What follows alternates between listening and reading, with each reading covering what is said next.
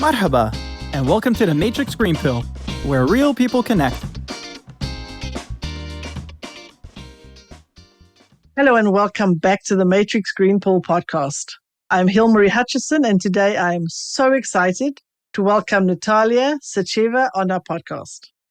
Known for her innovative take on business solutions design and her impeccable track record in conceptualizing products and services, Natalia is a business management executive and coach, investor, and philanthropist. We have some exciting concepts to delve into in this podcast, so let's get right into it. Natalia, welcome and thank you so much for joining me today. Thank you, Hilary. It's absolute pleasure and honor to join the podcast on your platform and be part of this conversation. To start off, could you please tell our audience a bit about yourself, your background, and how you ended up here in Dubai? That's a wonderful question. And as we speak with 50 plus Celsius degrees outside, I think my story comes quite refreshing because I was born actually in the coldest place on the planet Earth, which is known as Siberia. And many of the audience know this place out of anecdotes and the jokes that we make in Dubai when the AC is too low. So I was born to the family, to the community, what I believe of the great cultural tolerance and diversity. After experiencing Siberia and growing up there with my loving family, I went to launch my career in Germany. Then there was studies in the States. And then my international career working with some of the largest consulting companies have brought me to Dubai about a decade ago. And Dubai has become a home for me. And this is where I could focus on both, on developing my skill set and expertise in the government and corporate transformation, along with setting up and preparing me to launch my own entrepreneurial journey that I'm pursuing today. So a story of many continents and many hats that I wear today, and many of us do in this wonderful time of the opportunities that we live today.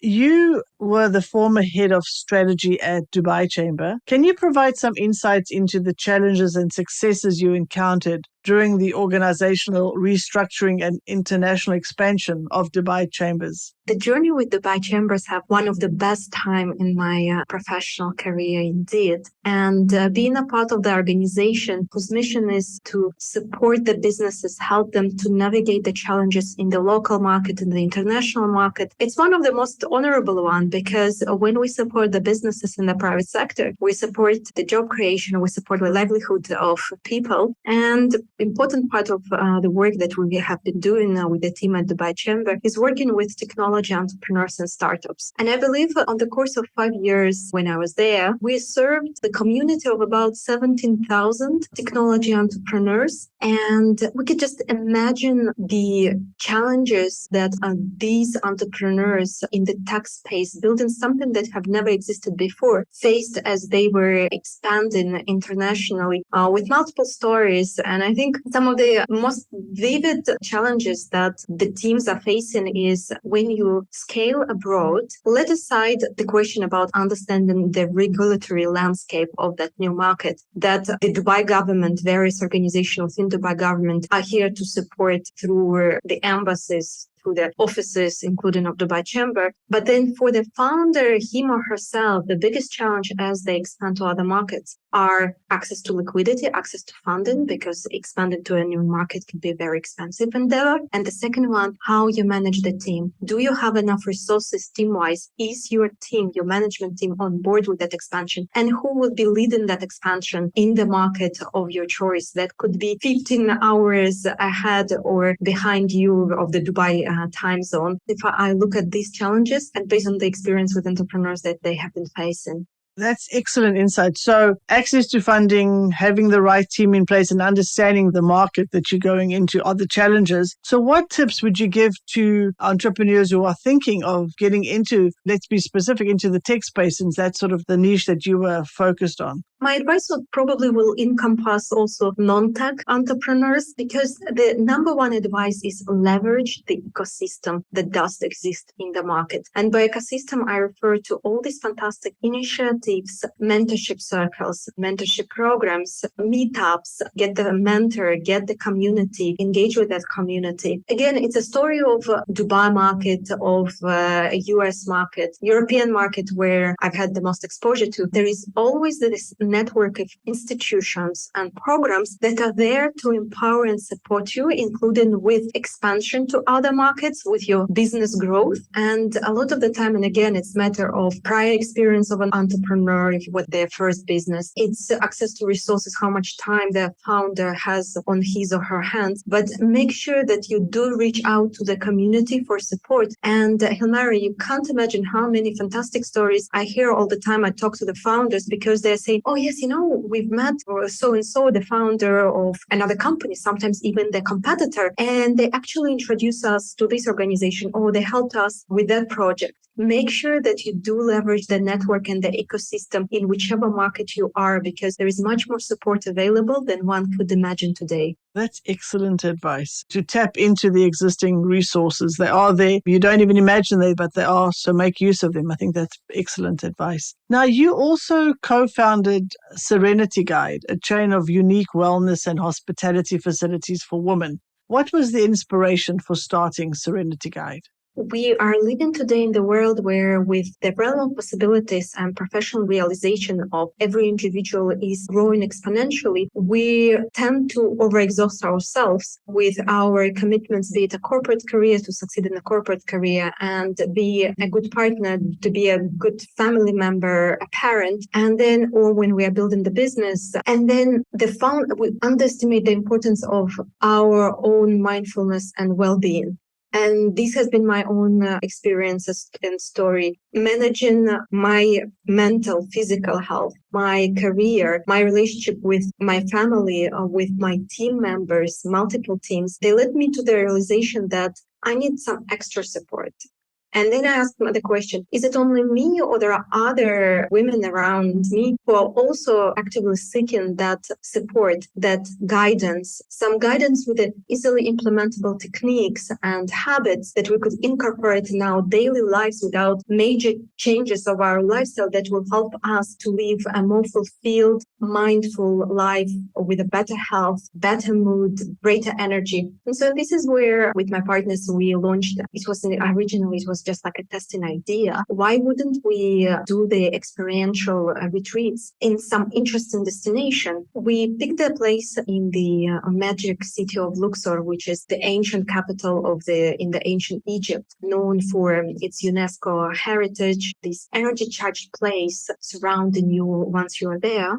And surprisingly, to our surprise, or maybe not, we've got an increasing interest among women from around the world. And so far, we've finished the first season with participants from the States, from Europe, Germany, Portugal, France, from the Middle East, Dubai, Saudi Arabia. It's a beautiful story of how we are on this journey of helping women to explore easily implementable habits of wellness and mindfulness as part of their lifestyle.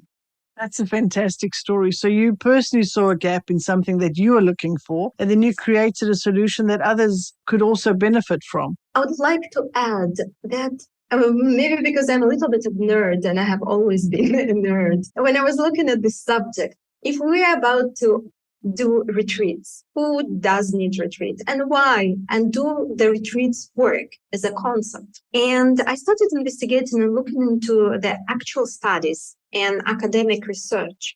What does the research tell us? Specifically in the aspect of sabbatical, when a person take a break from their daily routine and daily work and take some time off, and how does this time off impact a person's performance, person's well-being, professional prospects? And there is a great body of evidences available on the internet, different studies with a reference to different academic institutions that one of the studies, for instance, showed that when a group of individuals take a professional sabbatical because they're exhausted, they're depleted, they need a fresh outlook. Who doesn't want this today in today's modern world? They go on this sabbatical for several months to a year. They're out of their daily routine, daily work. Some of them do a side project. Some of them just doing reading, pursuing hobbies. Some of them are traveling, so on and so forth. And then these people are coming back from the sabbatical. And what the study showed that once the person comes back from sabbatical, from this career break to their routine, all the indicators of their well-being are dropping approximately to the same level where the person left the job in the first place. And one indicator goes down and drops below. This is the life satisfaction. So you go, you do this investment, you take the time off, you make this agreement and arrangement with your family, your circle, that you will be out of your professional journey, work for some time, then you come back and your well-being is, your satisfaction with life is below that prior to when you left. So what's the reason? The authors of the study, they identified that some of the people from the group, they actually had this indicator above the baseline. And those people who had this indicator above the baseline were the ones who physically changed their location. It didn't matter what they did, whether they did nothing and they were doing just restful leisure activities, traveling,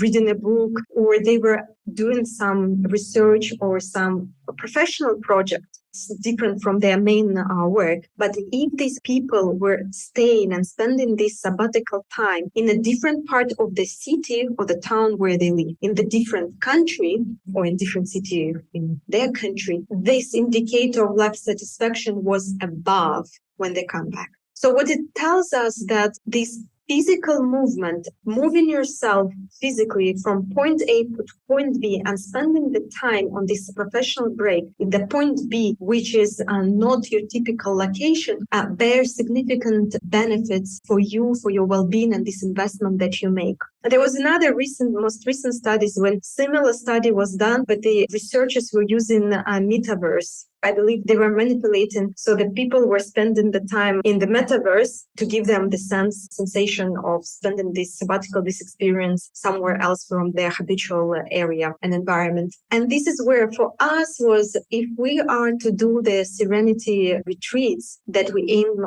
to bring mindfulness to the women, we should aim some new some new physical environment where we could invite our participants and guests. And so far right now we have obviously operations in Egypt, and next year hopefully we'll bring it to Italy as well, which again will be a wonderful mix of venues and sites where we could host those retreats. How fascinating. So what I'm hearing you saying, it's not just the fact of taking time off. It's not just the break. It's not just the sabbatical, because just taking that break and staying in your normal, regular surroundings could actually see you coming back after the break, actually with a lower level of satisfaction than when you left. Whereas if you take the break and you change your location, that is the secret. That is what makes all the difference. And then you come back with a higher level of satisfaction than when you left. Is that what you are saying? That's absolutely correct. Wonderfully summarized. And the secret of that, going even deeper, the secret of that is the neural paths that are being formed in our brain once we take ourselves from the habitual environment. How very fascinating. So it's so important for us to step out from what we normally do. So that leads me to the question then, can you tell us a bit more about the retreat programs and experiences that you offer through Serenity Guide? We look at the well-being and mindfulness from several different angles that we aim to tackle during each of the programs. It's important to highlight that we host the programs from 3 to 6 days. Our signature retreat is Serenity Signature, which is 6 days, where we work on our physical foundations of our health. We have various specialists and experts, be it certified yoga instructors, back health instructor, acupressure specialists, depending depending on each program. So we work through the physical element where all the participants of the retreats, they have the opportunity to work on particular physical aspect of their well-being, accompanied with a number of lectures, because what's important for us is to make sure the participants, they have the knowledge and the tools that they can carry with them after the completion of the retreat. Again, 6 days, when we talk about habits, formation of the habits, and these habits are already embedded in the program. When we say that we need to, it's beneficial for us to wake and go to bed at approximately the same time. When we talk about the importance of mindful eating, managing your insulin resistance if such is present, or addressing some unhealthy eating habits, we structure every day within the retreat that will enable the participants to practice those new habits and see healthy habits when it comes to eating, moving, could be incorporated in their lifestyle and carried after the program. There is a big element around mindfulness, stress management, and various techniques that we offer our participants as well. Through the series of guided meditation, sound meditation, we tackle some of the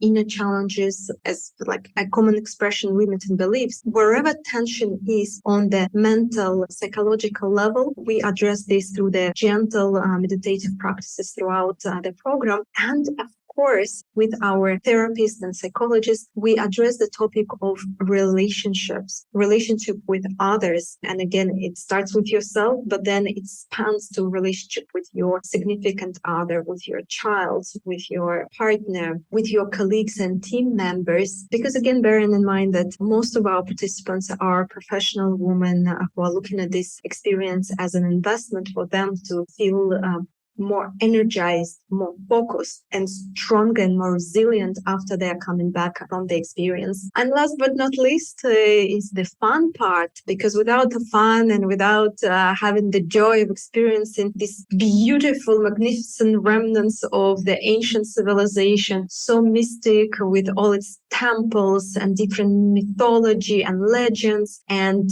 historical facts and semi-historical facts that we are all guessing, what does this temple mean? It's a beautiful experience that we make sure that, again, we have fun there. It's a gentle, beautiful transformation with elements, with a lot of fun. So we build this community of empowered women who just having a good time and returning back after the retreat, feeling a better version of themselves. The last session actually that we host within each retreat is live after the retreat, Monday blues, as I say. We address that question, how you might feel after coming back from this experience. And to understand, that's important to understand, retreat is a treat. Retreat, it's a 0.0, but then the normal, ordinary life begins, and it's beautiful, and this ordinary life is wonderful thing. You're just coming back to your ordinary life equipped with more tools and techniques. I love that. That sounds absolutely fantastic. It sounds like everybody should go on a retreat to do a reset. It sounds like you're providing a holistic approach to the retreats. It's not just one aspect. You are looking at all the different aspects that could impact a person's life, dealing with that so that they are reset in a complete holistic way. I love that. How big are the groups that you take or that goes on a retreat? We are focusing on a hyper-personalized approach to our participants. So the number of participants in each group is extremely low, from 5 to 10 people maximum, simply because we need to ensure that during that 6 day of the program, we have individual hours where each individual participant could have opportunity to have individual sessions with our therapists and practitioners. So very small groups, hyper-personalized approach. To say in a selfish manner, it is designed as I would wish for myself. And myself, I have been on the journey of the mindfulness and wellness for many years. Myself, I have this circle of mentors, professional therapists who I consult with, I work with, I constantly explore new techniques. And this Serenity Guide retreat is very much the embodiment of something that I wished somebody would have provided to me. So in the way it's designed to reflect that. And so far, extremely grateful. And I don't want to boast, but all the feedback and testimonials we received from the participants have been great. So I do hope that the team and I would be able to provide the same experiences and the same level of satisfaction that we have been doing so far. It's wonderful to have these energies. Every individual participant is bringing her unique perspective on the world. Everybody's coming with her own story and this mix of the energies. And you could see how during the retreat itself, although the group is small, how we build this community which learns from each other, where each team member has so much to offer to other participants. Well, just by the way you're describing it, I can hear that it's a very good retreat, and I can hear why people are so happy with it, because it sounds like the whole approach, everything being so personalized, really leads to a fantastic experience. So it sounds like something everybody should do. Thank you so much for telling us about your background and about, particularly about the retreats. I think it sounds fantastic. I'm hoping all our listeners will go and check out Serenity Guide and read more about it and join you possibly one day on one of your retreats. Now we've come to the segment of our show where I will ask you some rapid fire questions. So our version of a game show. Are you ready? Oh, yes. In 3 words, what does success mean to you? Connection, peace, and growth. Lovely. Name 2 more places that you think would be fantastic for a retreat. Whichever place which is different from your regular habitual environment. Okay, that's a good answer. What is the best advice that you've ever received? Take care of yourself first. Excellent. And what is one thing that you do every day, no matter how busy you get? I eat well, I exercise, and I look after people who matter to me the most. What is one thing you should never take on a retreat? Your partner? I like that. I was thinking you were going to say a laptop or a mobile phone or something like that. No, but with the phones, this is the thing. Because we don't want people to live in the artificial bubble. Because, of course, it's a bubble at a degree. But we don't limit. We say, have your phone. But we want from our side to ensure that the experience is so immersive and engaging that the people are not distracted. Very good. Well, that's the end of the game show. Thank you for playing along. Now, before we wrap up, I would like to ask you about your green pill moment. So could you share an inspiring or life-changing experience that you have gone through, your green pill moment? I think it was the moment when I realized that I can do anything. And it's not quitting the sugar, by the way. It is when I was in this very naive young student growing up in the very humble environment where I told my mother that, you know what, I'm thinking of launching an international career. And she looked at me and she's like, you can't, because I love you, you're smart, but it doesn't happen to us because no, we are different kind of people. We don't have even international passports. I applied for an internship and I got the opportunity to go to Germany to work for United Nations on an internship. And then I applied for a Fulbright scholarship to go to the United States. And I called my mother and I said, Mom, I'm going to Germany this September, and then next year I'm going to US. She was like, but you can't, it's impossible. And then, in 3 weeks down the line, my confirmed internship was canceled and I received a rejection letter from the scholarship commission. So I had to call my mom and confess that, Mom, you were right. It's